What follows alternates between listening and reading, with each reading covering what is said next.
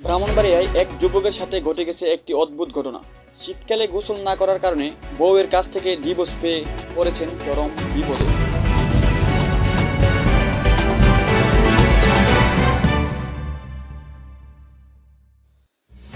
এবার ব্রাহ্মণবাড়িয়ায় ঘটে গেছে একটি অদ্ভুত ঘটনা।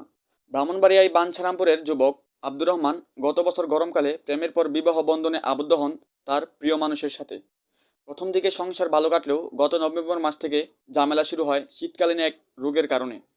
শুনতে অদ্ভুত হলেও এটাই সত্যি। কারণ এলাকাবাসী জানায় ছোটবেলা থেকেই এই যুবক শীতকালে গোসল করতো না। 4 মাস ধরে গোসল না করায় ভালোভাবে মেনে নিতে পারেনি তার গিন্নি। এছাড়াও একাধারে গোসল না করার পরিণতি তার জন্য ছিল একেবারেই অন্যরকম। পুলিশ জানায় গোসল না করায় এই যুবক একের পর এক অস্বস্তিকর পরিস্থিতিতে পড়েন। বিশেষত তার স্ত্রী আর ধৈর্য ধরতে পারেনি। অবশেষে গতকাল রাতেই তার বউ তাকে ডিভোর্সের কাগজপত্র পাঠিয়ে দেয়।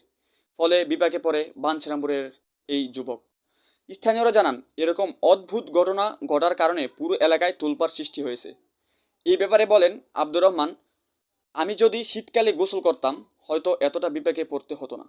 পরবর্তীতে আমাদের জাবনা টিভির টিম বাঞ্ছারামপুর সদর হাসপাতালে গেলে এই ব্যাপারে চিকিৎসক রিমন আহমেদ বলেন, এটি একটি শীতকালীন রোগ যার নাম শীতশিটা। এদিকে বিশেষজ্ঞরা বলছেন শীতকালে অবশ্যই নিয়মিত গোসল করতে হবে, না হলে এমন পরিস্থিতি আরও ভয়াবহ হতে পারে। আব্দুর রহমান, জাবনা, ঢাকা।